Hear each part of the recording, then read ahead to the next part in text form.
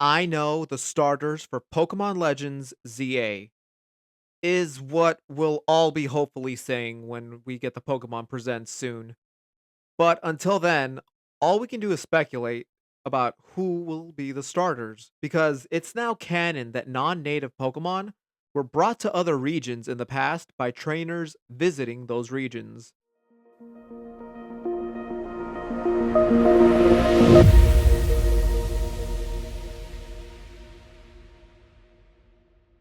Hello, trainers. I'm Rival John. We're just days away from Pokemon Day 2025. The next big title coming down the pipeline is Pokemon Legends ZA. In my last video, I took you through a bit of French history, trying to pin down the era in which I think the new Legends game came from real life. This time, we're going over who the starters might be. So Pokemon Legends Arceus did something unique. For the first time, the starter trio were not only returning Pokemon, they were plucked from different regions across the world. They weren't native to Hisui. Rowlet from Alola, Cyndaquil from Johto, and Oshawott from Unova. It was an interesting way to connect the other regions to this game, but they weren't chosen at random. These three starters fit the Hisui region, especially after receiving new regional final evolutions. Rowlet became a wandering archer, Cyndaquil became a will-o'-the-wisp wielding yokai, and Oshawott became a Ronin swordsman, aka a rogue samurai.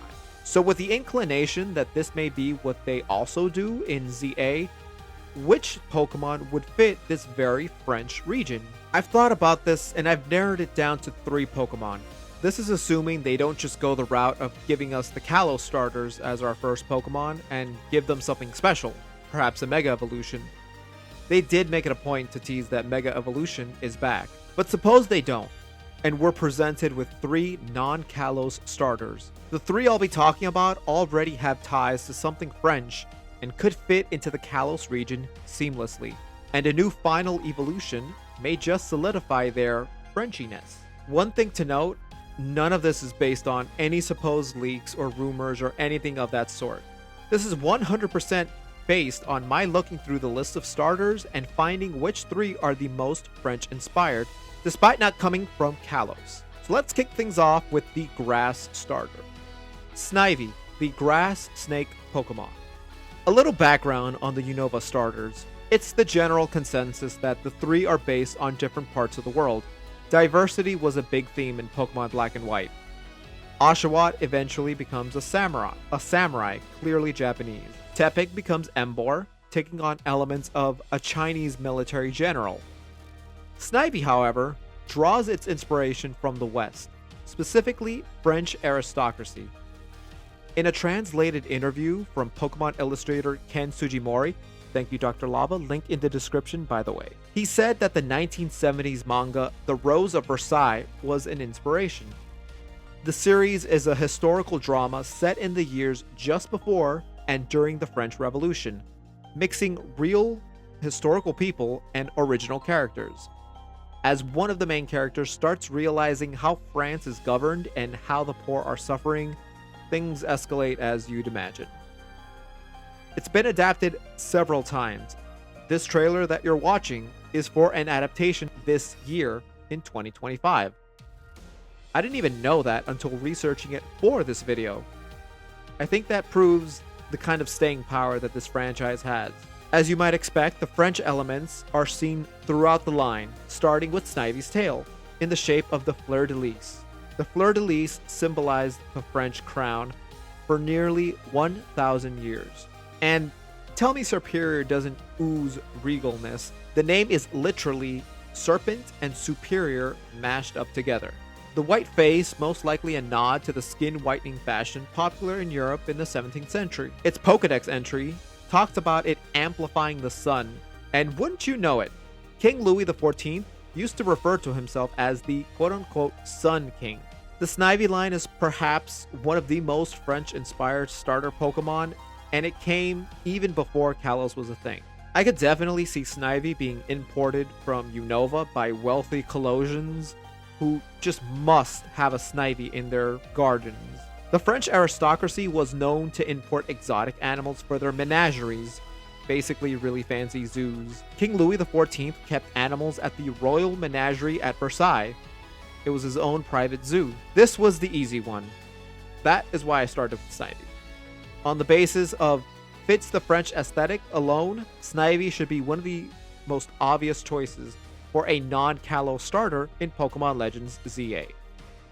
The next one, weaker, but still has a strong French connection. Piplup, the penguin Pokemon. Piplup is a little prince penguin that ends up evolving into Empoleon, an emperor penguin that takes part of his name from none other than Napoleon Bonaparte, who was a military general and who eventually was crowned Emperor of the French in 1804. Already a strong connection there, especially if we're headed to an 1800s French-inspired Lumio city. But the connection goes much further. Have you ever noticed how the Piplup line is, well, dressed? They're all designed to look like they're wearing tailcoats. Tailcoats, while not exclusively French, were popular fashion throughout its history, including, come on now, say it with me, the 1800s. Yes, correct. And that's not where the fashion inspiration ends. More so when we get to Empoleon, because the fashion of the time called for several pieces to complete a male ensemble. Shirts, usually of white cotton or linen, with very high stand collars that skimmed the jaw, sort of like these blue collar points jetting out of Empoleon's neck. Decorative frills on the front of the shirt, check. And neckwear, which was a crucial element of the fit. It called for something called a cravat. Basically a neck scarf tucked in, which you can see here in the blue meeting point of the colors under its chin. I mean, all it's missing is a bicorn hat, and it would look right at home with the French aristocracy. The other main aspect it draws from is mythology, as seen on its face, which makes the shape of a trident. The trident was the forked weapon used by the Greek god Poseidon. And the penguin aspect does have ties to France. While not the first country to set foot on the frozen continent, the French did do a lot of exploration and even claimed some of the land after the first Frenchman stepped foot on, I'll give you one guess. Yeah, it was 1840, by the way.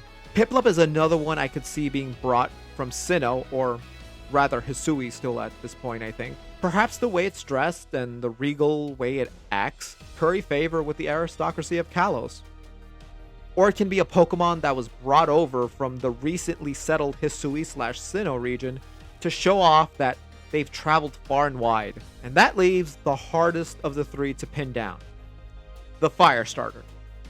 For that, I might have a strong contender. Scorbunny, the rabbit Pokemon. Scorbunny. No, it's not too soon to have a Generation 8 Pokemon. Rowlet was a Gen 7, and it was a starter in a Gen 8 game. So why the energetic bunny from the UK-based region? Sure, they're both European regions, but it also goes to something at the core of French culture. Soccer. Sorry, I mean football for all you non-Americans. At first, you'd probably think this is a weak link, but honestly, it's about as strong a connection for any of the fire starters that you'll get. The Scorbunny line is very obviously based on soccer. Yes, sorry, I'm American, I will keep calling it that. And the different stages of the sport. Scorbunny is like the kid who's just starting out and learning the game. Raboot is more adolescent player, training to make it in the game one day, until Cinderace makes that dream come true. It's the ace pro star player. And while this line fits perfectly in the UK-based region like Galar, France has quite a lot to do with soccer's history, including one aspect that controls the game to this very day. Looking back at history, the first soccer club was introduced in France in 1863. There goes that mid-1800s time frame again. A newspaper article from the time said that a number of English gentlemen living in Paris organized a soccer club. From there, it grew and grew in popularity until it became the modern soccer we play today. And that modern soccer that we play is an international staple of sports. It's governed by a body known as FIFA. FIFA was founded in Paris in 1904. As more international fixtures and competition grew, there was a need for a single body to oversee all of that. Just think about how well this could fit in a Legend ZA. You have workers from Galar helping in the redevelopment and construction, coming over, staying a while, perhaps bringing some of their Galar Pokemon over. Once they clock out, they have Pokemon battles with the locals, and some may even have brought over an energetic little bunny with them. We also know that the tradition of Pokemon battling is very old in Galar.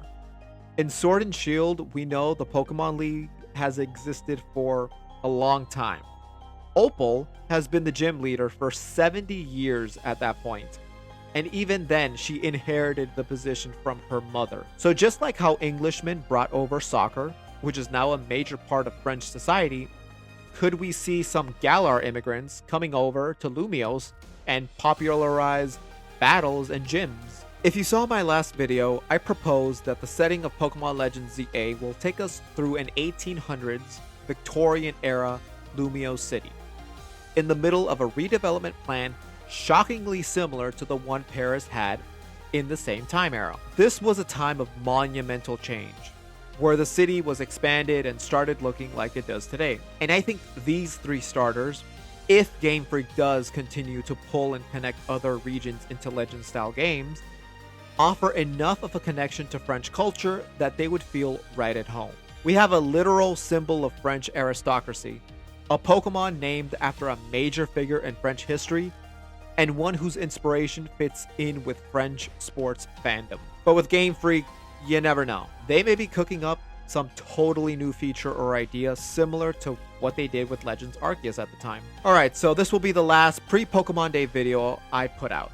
So I hope by the next time, we'll have a lot more confirmed and concrete facts to go off of. So that does it for Legends ZA theories for now. Let's see what new theories Pokemon Day 2025 brings us. So, tell me, have I made the case for these three specifically? Is there another starter that fits in better? Let me know. Also, I really am trying to weave together Pokemon lore and actual history and trivia. So even if these aren't the starters we're getting, did you learn anything new about Snivy, Piplup, or Scorbunny? Comment down below, subscribe so you stay up to date on all my new theories and videos, and please like, share this with the Pokemon nerd in your life. It'll help tremendously. I'm trying to get to 500 subscribers. Until next time, trainers.